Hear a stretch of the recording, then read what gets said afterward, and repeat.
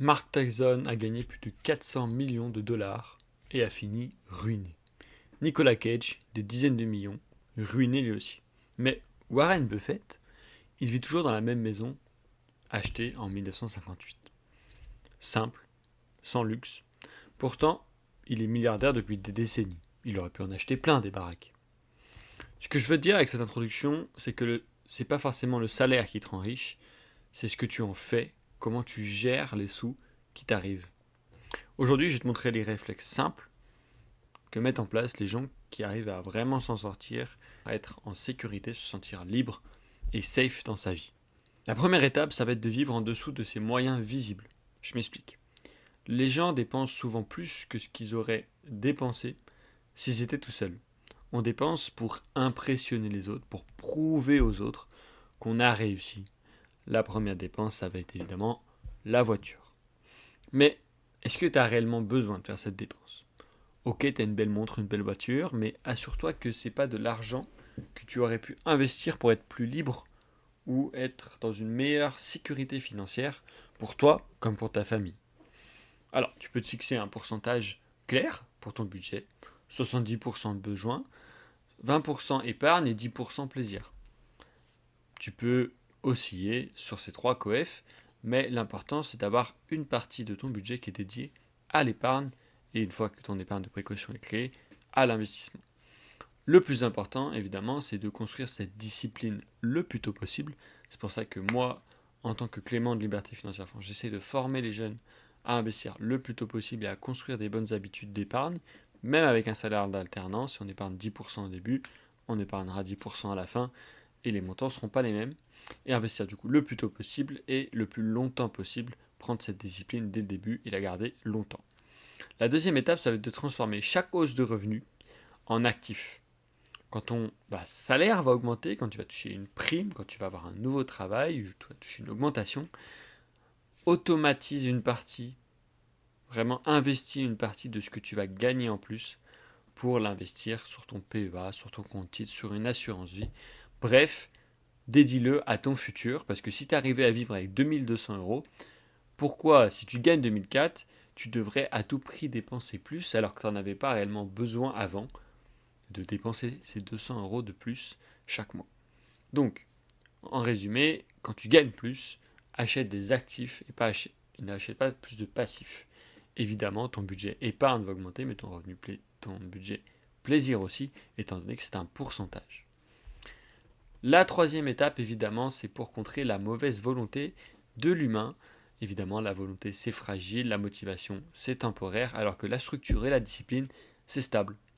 Planifie des virements automatiques vers tes livrets, vers tes assurances vie, vers ton PEA, vers ton compte titre, bref, vers ton épargne et ton investissement. Si tu fais ça une fois, c'est automatisé, tu n'y penses plus. Sinon, c'est un peu plus compliqué de garder le rythme et la discipline.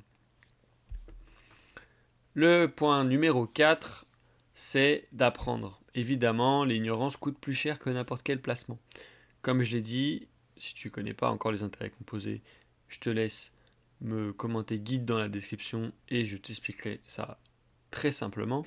Mais plus tu commences tard, plus tu te formes tard, moins tu bénéficies des connaissances et des compétences qui te permettent de faire fructifier ton argent de la meilleure manière. Alors oui, c'est simple, mais apprendre, c'est la base de tout. Lis, écoute, pose des questions, comprends comment fonctionne ton argent, même juste simplement ton budget, et 1 heure par semaine te suffit pour changer vraiment ton rapport à l'argent et voir les choses différemment. Évidemment, tu ne peux pas investir dans ce que tu ne comprends pas.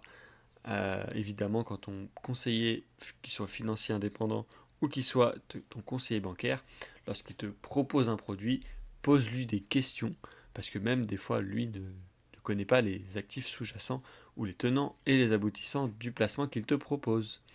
La vraie indépendance financière, elle va être là. Ça va être de pouvoir juger de ce qu'on te propose ou pouvoir choisir par toi-même dans quoi tu veux investir pour être confiant que l'argent que tu t'es dit aujourd'hui pour ton futur va réellement servir à quelque chose. Alors, si je fais la petite outro de cette vidéo, on connaît tous, ou en tout cas on connaîtra tous quelqu'un qui avait un train de vie modeste et qui arrivera à léguer un patrimoine à ses enfants, alors qu'on connaîtra évidemment potentiellement tous quelqu'un qui aura gagné beaucoup, aura beaucoup flambé, mais qui n'arrivera pas à laisser un avenir financier, en tout cas un patrimoine à ses enfants. Ça, c'est pas du miracle, c'est pas du secret, c'est juste du bon sens. C'est de la discipline répétée chaque mois avec un pourcentage, un virement automatique. La discipline bat toujours la chance. Et le vrai luxe, c'est pas forcément de tout posséder, que ce soit ta voiture, ta maison, tes loisirs, de pas toujours posséder, mais c'est surtout de plus s'inquiéter, d'être en sécurité, d'être libre et de ne pas subir la pression que peut donner l'argent, pouvoir faire tes propres choix sans être contraint par cet aspect financier pour chaque décision. Alors, je finirai sur une petite illusion qu'on peut avoir de ce cas de figure, c'est le saut percé. Évidemment, même si tu as un grand saut et qu'il est percé, tu gagneras moins. On peut le voir avec la situation financière de la France. Le saut est immense, mais les trous le sont aussi.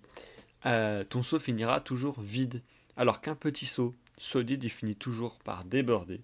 Et c'est là, ce fameux débordement, c'est le patrimoine que tu peux léguer, ou en tout cas le patrimoine que tu peux utiliser pour partir potentiellement plus tôt à la retraite ou diminuer tes heures de travail et profiter de ta vie.